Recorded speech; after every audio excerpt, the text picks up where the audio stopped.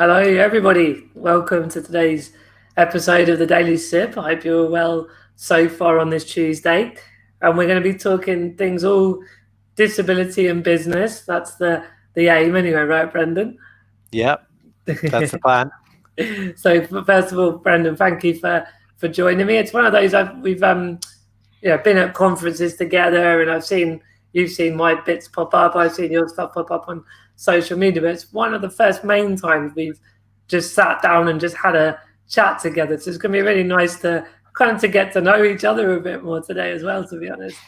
I was thinking that exact same thing before we connected today. It's like, one of the benefits of like being connected digitally and socially is that you build this amazing network and you kind of can learn from like people that you would never otherwise come in contact with. Yeah. Flip side of that is like you also kind of get this false sense of like actually knowing somebody. So like when you like suggested doing this, it was like, oh, hey Martin, yeah, great, that would be awesome. Like you didn't need to say like, oh, I'm Martin and we've met, and because like I like feel like I know you. Like I guess maybe more because I listen to this show. I follow you socially and stuff. But yeah, like it would be great. I'm looking forward to sitting down and having a proper chat with you. Cool. I don't know what you're explaining. I think it's testament to not what I do, but generally the power of social media and how it does connect, and that's a really cool thing. But yeah, it's gonna be nice to just chew the fat on all sorts of topics today. So yeah, as always on the Daily Tip, it'd be great just if you give a little bit of a background to yourself for the viewers. Yeah, well, I was like, how far do you want to go back? Like really briefly. We've got the hour, so you take it where you want.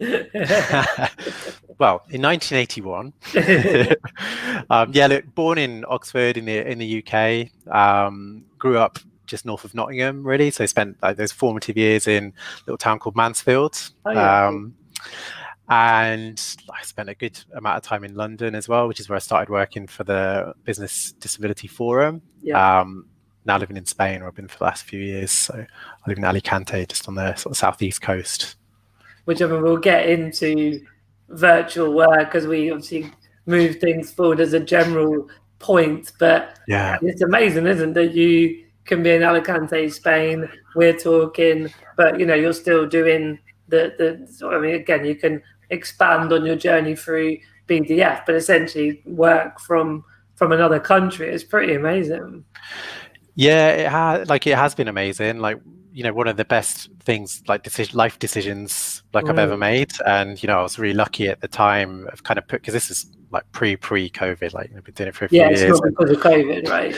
Yeah. No. So shout out to my boss at the time, Helen McFarlane, who was like, okay, like we can try, like we'll try that. Right, like talk about forward thinking. So, but it's been fascinating to watch like this all unfold from that point of that perspective of already kind of working remotely and seeing like just that change happen at such scale has been, it's been super interesting generally.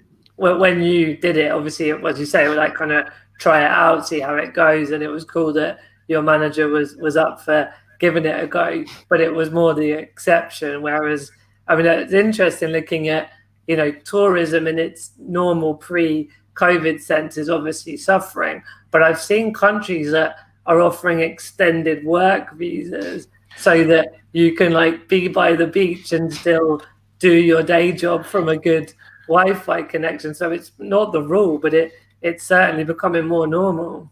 It's really interesting, yeah, that you have noticed that, because so I live like on the coast, and like the industry here, like my friends are all working in tourism in like some way, shape or form, and it has been so tough. Like they're coming, the tourists are starting to come back, not in the same numbers. Yeah, but I was, I have a friend who works for the Alicante Tourist Board essentially, and I was pitching that to him and saying, well, look, maybe people would come here for longer. They might not be staying in the hotels, but they might be staying in apartments or houses, and they bring their laptops. And this is like, now it's not just those kind of digital nomads, this kind of strange breed of people that, sort of didn't mind where they were and like had that love of travel. There are millions of people who demonstrate now that they can do their job, their kind of corporate office job, like in the main, like not just from home, but from anywhere. Yeah, no, it's amazing. And one more thing before we delve into the world of BDF and disability and inclusion and on and on. Just interested, what on a personal level was there a reason, because just to clarify the question, I've lived in Spain, and anyone that's followed my travels knows that I'm pretty definitely gonna move there one day. So just wondered what took you to Spain of all places. So I didn't know that you had lived in Spain and that was like on your to-do list. And I get like, okay, so I've got a million questions that I won't ask you about that now because like we should talk about business and disability at some point. So my partner Farah, who I have been with like, gosh, for over 20 years now, she is half Spanish. Her folks live out here, Okay. and like we had always, so I had been a regular visitor here, and like you know, it had always been on my kind of like you, like, yeah, how can I make that happen? And Yeah, I guess this will probably come back around to this, but like that kind of thing about the future of work in terms of like the type of work that I was doing, knowledge based, working with clients who were, you know, global, and then the technology allowing for it as well. yeah. Like it just felt like actually the time had come where I had always previously thought, well, what would I do? I'd get a job in a bar or, you know. We used to go to Tenerife, and I was like, I could do the I can't remember what the name of the role is, but the people that are outside the bars and restaurants, like PR really, that trying to like get you to come in for free shots. And I was like, you know, even if I've got my degree and my master's, I'd still take that job if I could live in Tenerife for a while, you know. And then about a few years after that thought process, I got invited out by an adapted hotel to do with disabilities, the accessible tourism, and it was like living the dream that I was working while being all expenses paid as well, which was another bonus. But so I think we'll have to meet up in a pub soon, hopefully in Spain, and we'll do the whole Spanish talk. And we need to make that happen if people are interested as well. Oh, let's make that happen. That's exciting. Cool. Well, so back to the topic at hand. I mean, I guess sort of a little bit of the getting into first of all, maybe say what BDF is, because not everyone watching will maybe know. Just a kind of general explanation would be good to start. Yeah, cool. So the Business Disability Forum, for anyone not familiar, is a UK-based organisation. We're a not-for-profit membership organisation. We work with about 340 organisations now, and we support them essentially to become better at recruiting and retaining disabled colleagues, and also providing great customer service to customers with a disability as well. Yeah, actually, I'm going to call a roundtable to do with accessible tourism over Europe, and there's an agenda around rural tourism, particularly because of the pandemic. And what I sort of blasted in a not very subtle way was we have, as an industry, if we call it an industry, looked a lot at the sort of how to make the product and service accessible, the customer service, the employment. And I think, as you'll know, and we all agree, there's still a long way to go with mainstream adoption to a level that is where it should be. But the chicken and egg also sometimes around, if a business invests into something, they want to see the return. And where I'm just massively passionate is that we've never really done the marketing bit very well. And that's just such a problem, but it's an opportunity. But I feel like that if we start bringing the customers and the employees and the talent, etc., which we are, but like showcase that really, really well in a communications way, then it's an absolute no-brainer to not keep reinvesting, because it becomes perpetual. But I'd wonder what your thoughts were on the marketing side. Definitely, yeah. I think you're right, actually. And I mean, you mentioned the tourism, and so I chaired a panel at BDF Scottish conference. It was the only way to think about when it was pre-COVID. It was probably the last time we did something like that. So I think it was this year. It was the start of this year or the end of last year. And I chaired this panel that was on like tourism as well. And a lot of it, we talked about the fact that there is a market for accessible like tourist facilities, but a lot of the discussion was around like the actual marketing of it, and like this perception that you can't have beautiful kind of world-class facilities that are also accessible. like the fact that in people's minds that you choose one or the other, and a lot of that was around like just the whole way that this conversation is framed and communicated and marketed. So like you're absolutely right. And like we're using tourism as an example, but business is missing a trick, like across the people would suggest. And I think, I often talk about the bigger picture and the sort of jigsaw puzzle of inclusion, and everyone's doing their own bit on their own little piece of the jigsaw puzzle. And I think also another bigger point is about not silos and more collaboration and partnership, that kind of stuff. But I think in terms of giving props and, congratulations, is that BDF and, some other players in the space, of course, with BDF and very much partnering as well all along, has been to make sure that there is a baseline of, recruitment, inclusive recruitment policy, workplace adjustment, customer service that are, adapted in different ways. So I think it's almost, if that work wasn't done, there wouldn't be anything to market. But then now is maybe the time to really market it well, so that there's the appetite and the action from the businesses to then go on to the next phase and the next phase. That's sort of how I've seen it through a lot of these daily chats. But in terms of BDF and yourself, what's your role and what sort of part do you play at BDF?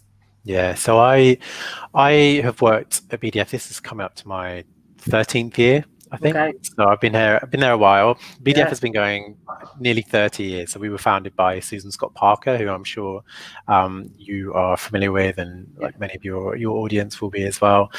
Was there a name change on the way? Was it EDF or something at one point? Yeah, so that EDF is the electricity or the energy company. Like we would often get emails like that were meant for them. Right.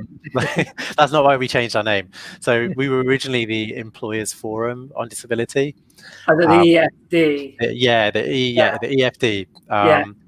The reason we changed our name, like in the last 10 years or so, I can't remember the exact date that we did it. Was, now, isn't it? Like so we started. I mean, so we've got 340 odd members now. We started with 6, and the focus then was about employment. It was about, well, look, these companies are committed to getting better in terms as a recruiter and employer of disabled people.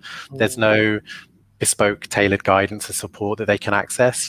Any support that's out there is geared at the individual, like to help them kind of like get job ready, if you like, and into work. But there's nothing for the employers. So you had this group of employers that like wanted to do the right thing but just didn't know how. And it was a small group, but the focus, it was, to answer your question, it was about recruitment and kind of retention at that point. One of the things that we learned, like over the the next 10, 15, 20 years, was actually disability impacts on every part of a business. And if you're going to become a disability confident or a disability smart business, like absolutely, like you need to have the processes and the skills in place in like the recruitment part of your business, in the kind of the HR retention part of the business. But like it's just as relevant to premises, it's just as relevant to procurement, digital technology, to marketing, to communications, and it's everywhere. You've got to get all that stuff right, and it's all interconnected as well. Because even if you are looking, at what seems like quite a narrow focus in terms of recruitment, all of those functions and departments that I mentioned there, they're all actually involved. You have to market and communicate the organisation as the kind of place where a candidate with a disability is going to want to work. You will need to make sure that people are skilled, confident. There'll be a premises element if you're inviting people in for interviews or assessments. Most of it will be online, I'm sure, now anyway, so there's digital technology in there as well. So actually it's all interconnected as well, so you really do need that kind of whole organization approach. So that's why we changed our name, to reflect that actually this is actually about business rather than recruitment. I mean, obviously that's a big part of it. Brilliant. Then sorry, but we're always going to go off on these little tangents, and I'll always help bring it back to where we were, because it's just fascinating. I think for me and for everyone watching, like we hear a lot of names, and like you mentioned Susan, obviously Kate Nash is like the godmother of all this sort of stuff, and it's like there's so many amazing people, amazing organizations, and I think we're blazing a trail, and it's sort of it's getting worked out as we go forward, right? But so back to your role, where does sort of what's your part to play at BDF? Yeah, so a few things that I do then at BDF now is I work with a group of our partners. So we're a membership organization. We've got 2 levels of memberships: our members, which is about 300 companies, and then our partners, which is like we have a more in-depth relationship with them. Yeah. So I work specifically with that group. I'm responsible for recruiting more partners and developing our relationships with that group. And then I also lead on our international projects and the work that we do with our members and partners that are global, have a presence outside of the UK, which is about 50% of them. So it's a big old chunk. Yeah, cool.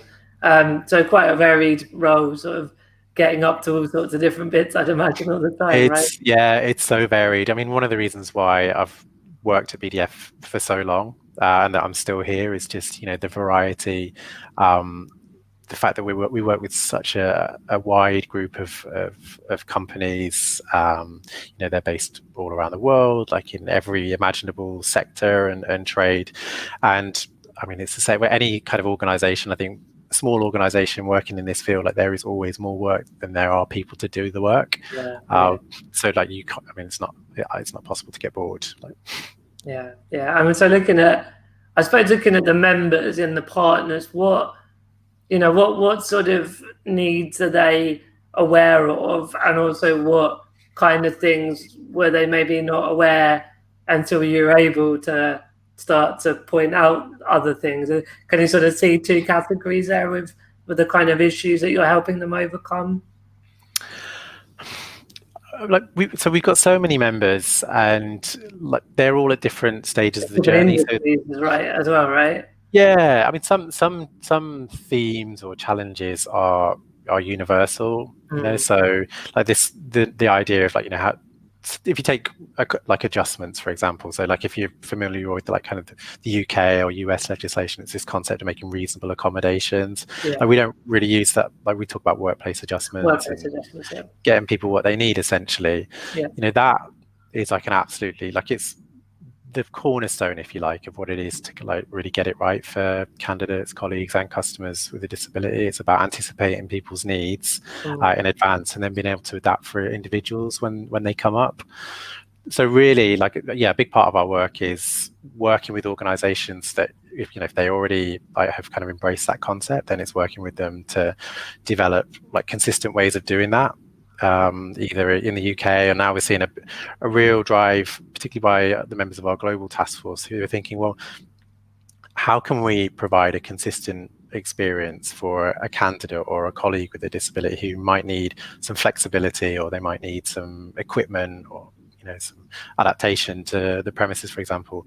How can we make sure that somebody requesting that support in Bangalore or somewhere like that gets it in the same kind of same sort of time frame, same standard of of adjustment, to somebody who's requesting it in the Sydney office or factory? How do we do that? We're starting to see some amazing practice in that respect. Yeah.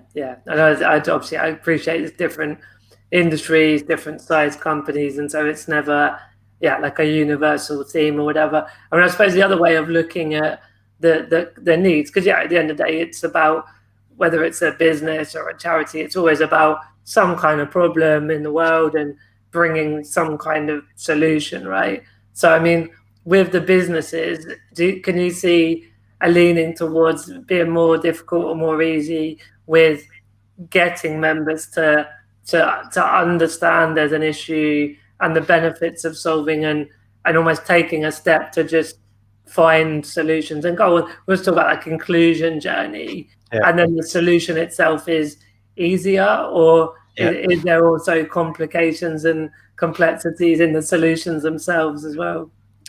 So I would say it's more about working with them to identify specific solutions, because because of our model. So these companies, and it's really is kind of outside of a handful of other countries, our model, where businesses, they're not compelled by law to be part of our organization, they have to pay.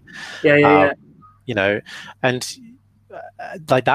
that's unheard of in most parts of the world, that businesses would actually do that. So by the time they're kind of coming to by the time they've kind of joined, and we're having those conversations about what are your challenges? Like, what do you know already about the experiences of your customers and your colleagues with disabilities? They're already open to that, because they've actually taken the step, and not only have developed a commitment, but actually they've like kind of put their money where their mouth is as well. So they're already open to that conversation. So it's less about making a business case, that you might have that, you might be helping the people that you're working with, because these companies are vast. So actually they might say, well, actually I need to kind of get colleagues in this department on board, or these regions or these countries on board. So you might be kind of allying with the people that you're working with to kind of convince people. But for the main, it's really about like understanding the issues and how we can kind of support them.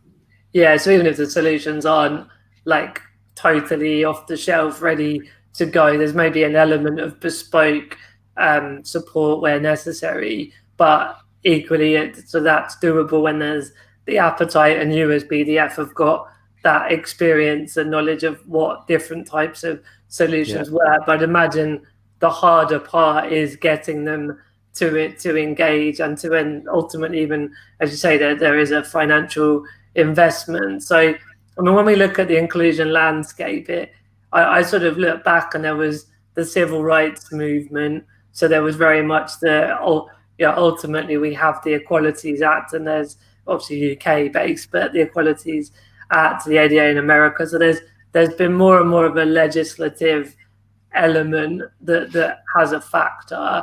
I don't think many would ever disagree with the moral argument, but it's getting a business to move on that is quite hard. But I feel like the last 10 years, the business case has really solidified, and there's more data about the like global market of consumers with disabilities, like $8 trillion and all these like crazy numbers and all the rest of it.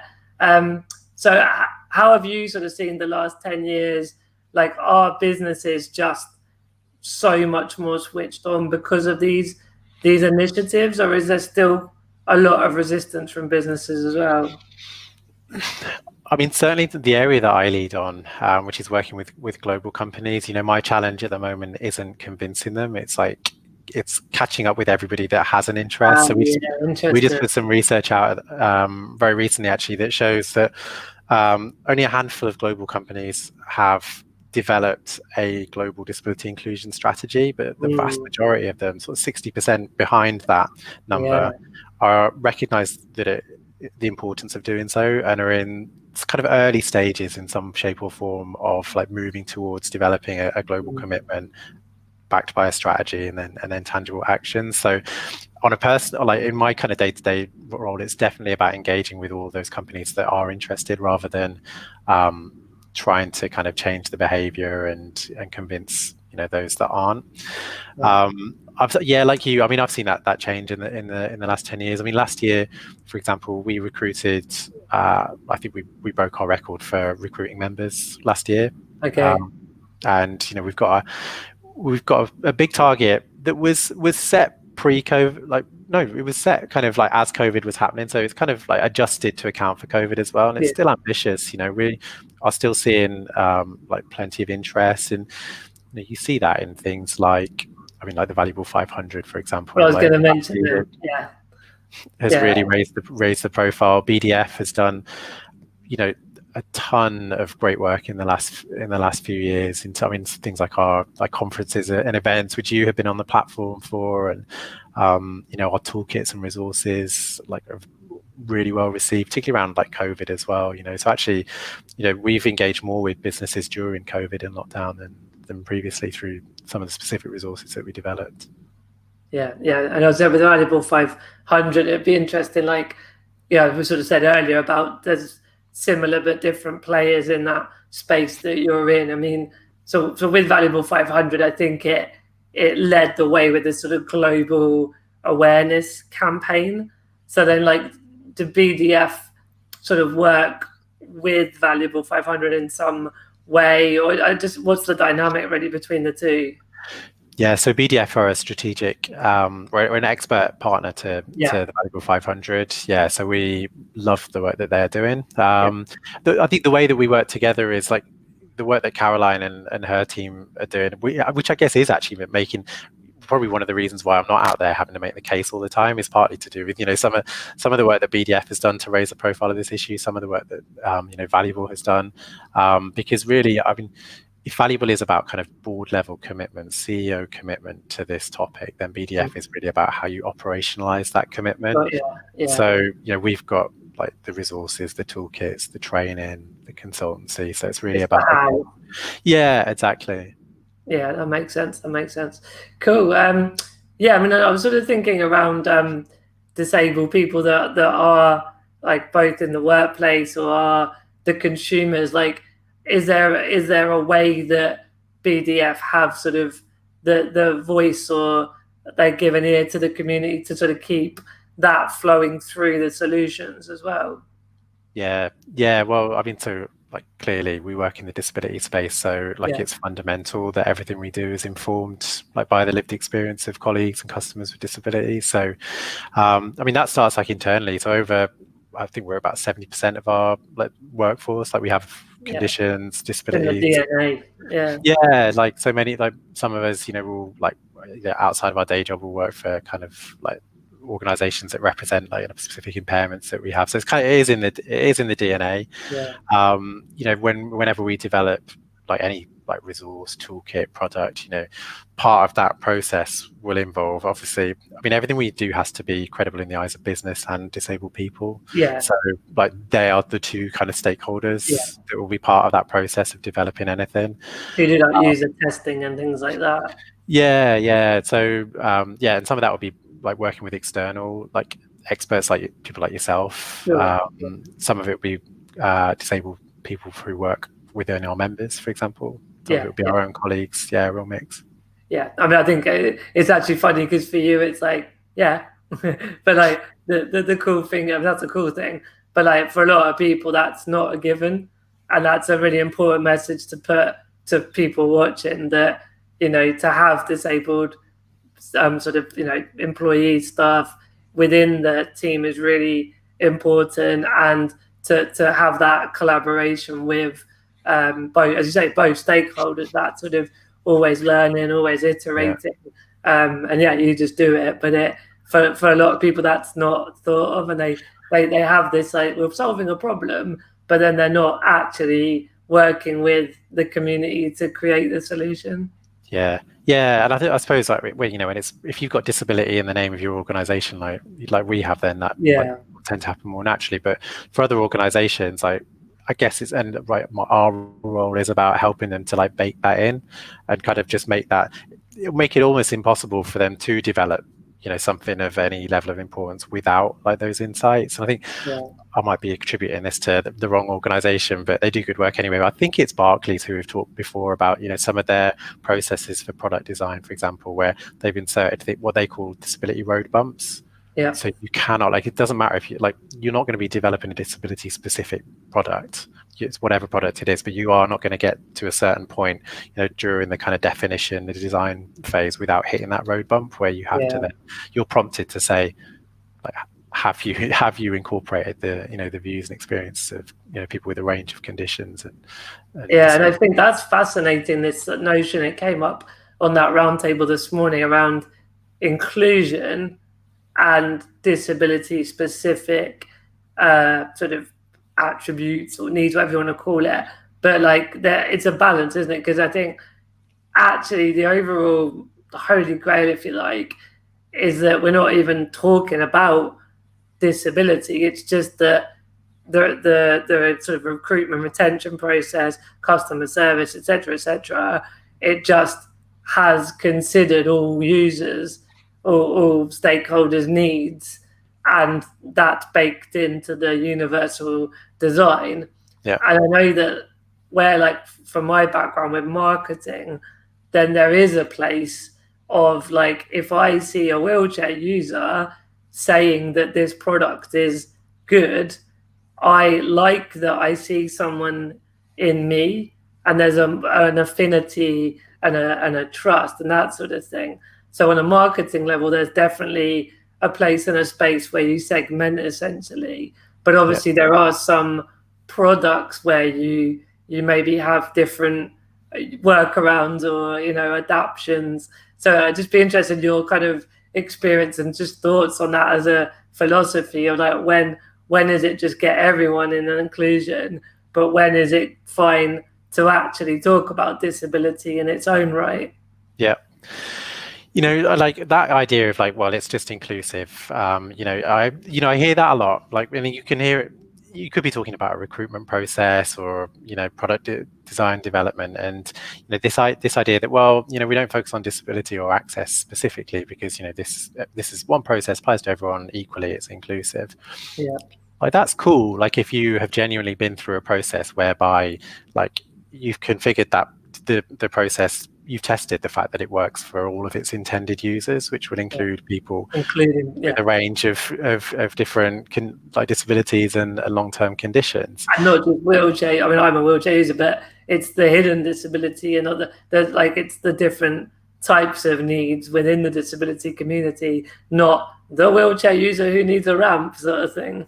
Yeah, exactly. And I mean, it's just like, if you have like, it needs to work for all of its intended users, whatever it is. And that's probably just basically anyone, like human beings. So if it's for humans, then like humans have conditions, disabilities, have a wide range of types and all the rest of it. So if it's inclusive, then you need to make sure that it works for everybody. And the only way that you can do that, you do need to drill down at some point and understand like how it impacts on people with a range of conditions. Yeah, that makes a lot of sense. I mean, that was a lofty question. It's easy to ask and it's very hard to answer. But you did a cracking job, and I think in the end, it's awareness again, isn't it? That if someone is just placing disability as part of design and testing and all that side of it, back to your point about Barclays, you will know that you've hit that bump. You can solve it because there are solutions. But also what's really cool is very often the consequences, everyone finds it a better experience, which it's almost poetic that that's what the research found. But it's, as much as we should overcome the disability bump, even if there isn't some like consequence for everybody, but the fact it benefits everyone is like a win-win, really. Yeah. I mean, it's just part of, I think we just need to get to a point where if you are, a process owner, a product owner, like you're not doing if it doesn't work for all of its intended users, then you're not doing your job, and the product or whatever it is not fit for purpose. Well, when the business side comes in, it's also you're hemorrhaging money that you don't need to hemorrhage, or you're missing an opportunity for a massive marketplace. And that's obviously where those that have got the financial spreadsheet in front of them, there's more of the argument to invest more in that training and user testing. Yeah. I mean, the financial argument is there as well. And I think, I mean, you talked about like the kind of moral argument. I don't know if I put it in that way, but just like people generally, and it's true in business, it's true in life, don't discriminate because they actively want to discriminate. They do it through ignorance and not understanding like the range of experiences that people can have. So I think there's that element of sort of, if you can bring business into contact with disabled people, whether it's in relation to kind of employment practice or product development, like they just, if they understand the impact of exclusion that their products are having, like through just through not having thought about the needs of people, like that will be, in most cases, I think, just as impactful as like the financial argument, because most people aren't that kind of cartoon villain of like, oh, I'll include people and get some money in for me, but I won't change my attitude. Yeah, most people are like, oh damn, like I never realized that I agree. That person would have like not been able to access it, and that's how they would have felt. And like, I think most people want to do the right thing as well. So I think it's that blend, isn't it, between the kind of the financial and just like actually, well, this is the actual real life impact on people of exclusion. Yeah. Well, one thing actually, I mean, with Purple Goat, we sort of talk about connecting brands with disabled consumers. So it's marketing 101, it's insights, and then it's communications and running campaigns. And, there's all sorts of mechanics that sit underneath in the, like with yourself, that you get into the nitty gritty of the solution. There are mechanics, but in the end, it's as simple as connecting the two worlds of business and disabled people, really. But one thing that I have noticed, particularly with the bigger brands, is there's a fear that if they do it wrong, and I feel that fear of doing it wrong is paralyzing any action. And in all other markets, entrepreneurship and business, it's known that you kind of, if you're not failing, you're not trying enough, you know. Yeah. But there's such a fear around with disability. I just, again, just love to get your thoughts and experiences on that notion. Yeah, you do. I mean, you see it on a personal level, you see it at a corporate level. The fear of doing the wrong thing, saying the wrong thing leads you to do or say nothing, which leads you to do the wrong thing and discriminate and exclude people. Ironic, so right? like you will end up doing the wrong thing, like one way or another. And yeah, so like that shouldn't be a reason for inaction. And it almost kind of comes back to this thing of like, disability is happening, right? It's part of the human condition. So you're not the business isn't faced with this choice of, shall I do disability or not? It's, shall I just recognize the reality of like what it is to have a business that employs humans and serves humans, like, and some will have disabilities and some will acquire them, or shall I just not address that and let things go to pot around me, because like that's what happens if you're not proactive. So it's almost like that choice doesn't actually exist. It's just about like, do you acknowledge it? Because like it's happening anyway. Like you will be doing the wrong thing if you're doing nothing. Yeah, it's an interesting one, isn't it? I mean, I'm sure you do it with BDF. With you're part of the jigsaw puzzle, as I keep saying. But for us, it's been about de-risking that as well. And so if that's the objection, is fear. It's like, okay, well, how do we look at actual things we can control, but also how do we say we can't control everything, but it's better to do something than nothing. So it's interesting. Yeah, and there's loads of good data and case studies and examples of like what happens when a company does start to do good stuff. So from the employment side, there's lots of good data out there now that shows, if you just start to anticipate and accommodate the needs of your colleagues that have disabilities and long-term conditions, like you're going to see some benefits. Like people are going to be more productive, they're going to be more engaged, managers are going to be happy, absence is going to go down. Like if you're not doing it, like the opposite is true. So like it doesn't expose you to risk. Like you're actually, like you say, like the risk is that this stuff is happening now and you're losing money, you're exposing yourself to legal risk. That's the real risk. And that's happening now. That's like kind of clear and present danger. True that. Well, obviously we were saying we're just look at the general themes, look at COVID, look at the future. With so much to talk about, we're getting near, not the end. We got another hour of real. Yeah, I know we need it, right? We'll do a part 2 in the bar in Alicante, hopefully. I guess like just give us some, obviously you mentioned you're in Spain and that side of things on a personal level, but sort of with COVID, what's the general landscape like now? Has it shifted? Is it for the better or the worse? Bit of both? I mean, that's something that like we at BDF are talking about like internally on a almost daily basis with our members. And I mean, we've got various like forums within our membership. So I run our global task force. But actually, like the kind of whatever forum you're in, whether it's about recruitment or like global business, like it all roads lead back to COVID at the moment. So we're thinking, what does the future look like? I mean, our conference is coming up in October. Little plug, which will be about kind of like where are we now, and I mean it's a mixed bag. Like I mean we've seen some real positives like in terms of like business and employment of disabled people, like that flexibility that is often the key to like unlocking the workplace for the things we'd asked for decades that were said not possible are now possible.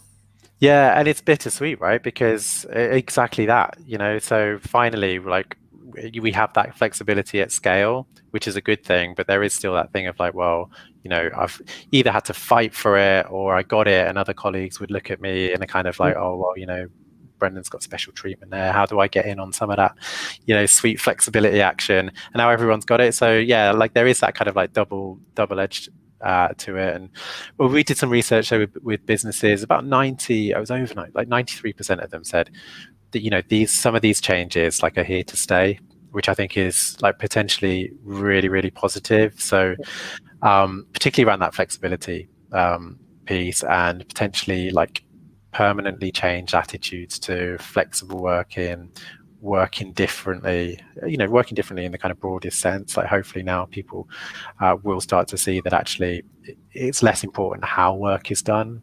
The outcome is more important. And I guess in terms of the flip side of that is like going forwards, like is that like the business is saying like that those changes will be retained. So let's see what happens, particularly as organizations now are starting to manage that return to the workplace process. One of our concerns is because of the kind of risk assessment and element to that, is that disability, you always used to sit in that risk health and safety box. Like nowadays, like you meet people that have got disability inclusion in their job title within a big corporate, which is amazing. When I first back in the day, like it would be like, oh, I'm the health and safety manager and I've got responsibility for disability as well. That's where it used to sit. Is there a risk that disability gets conflated again with health and safety? Because like that's what organizations are thinking about. Defense, not offense. But we'll see. I mean, there's an opportunity.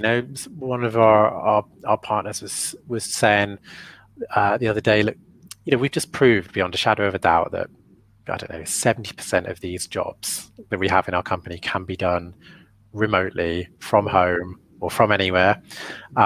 So what are we going to do moving forward? When that job is re-advertised, like we know now that job can be done remotely, flexibly from anywhere. Like, is that going to go in as standard now on the job advert? Because we've proved it. And then if it does, then you open that up to, it's not just candidates with disabilities that would benefit from a more flexible approach. Like a wide range of people will benefit from that.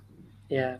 I know one thing I've picked up of a potential downside is if your job can't be done remotely, but you feel more concerned around, particularly while COVID-19 is still out there, and however it plays out, and if and how it ends. In the meantime, there are some jobs you can't do at home, so that's a very difficult one. And then also, some people want to go to the office for the face-to-face, the social.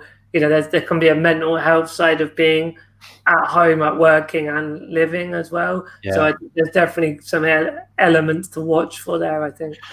You're so right, because this change to flexibility has been done at scale, and really, like when you come back to getting it right for disabled people, like you need that individual like case, because you're quite right, like somebody who's like, you've got one person who's benefiting from being at home because they don't have to manage the commute and they can manage their condition better, but you've got somebody actually whose mental health has been impacted adversely from being at home and can't wait to get back in the office. So it's like a blanket, all these, whilst the blanket move to be more flexible has benefited some people, like the blanket move back like will disadvantage people as well. So there still needs to be that kind of like flexibility within there, and that ability to look at each case on its merits. Yeah, totally agree.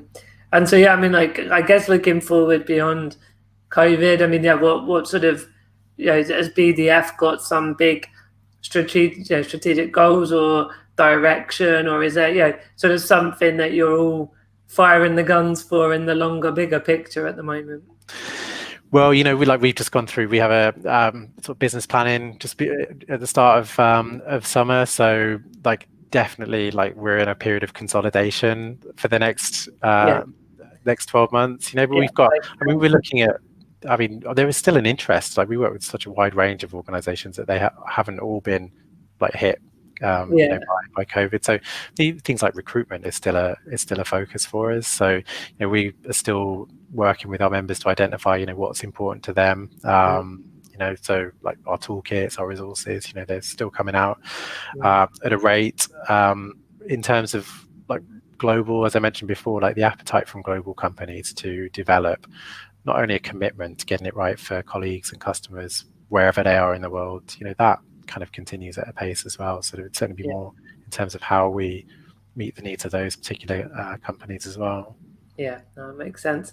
And any sort of industry trends or considerations that you're excited about as we, just 5 years down the road, sort of things that you're seeing that are going to be an interesting one? I think it is that. Again, like all roads leading back to COVID.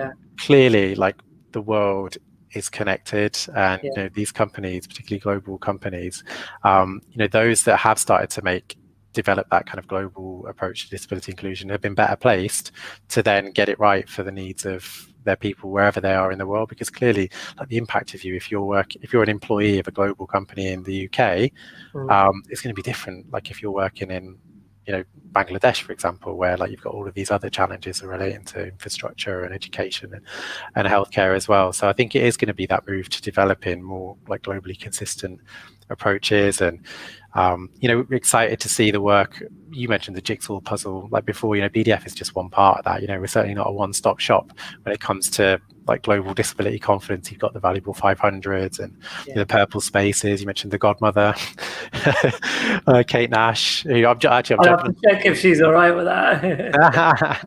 I'm talking to her next. Actually, I'll let her know like how she's being referred on the daily Sib.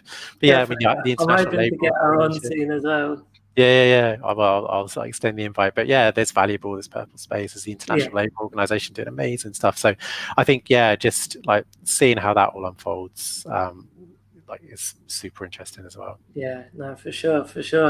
And while having sangria on the beach, right?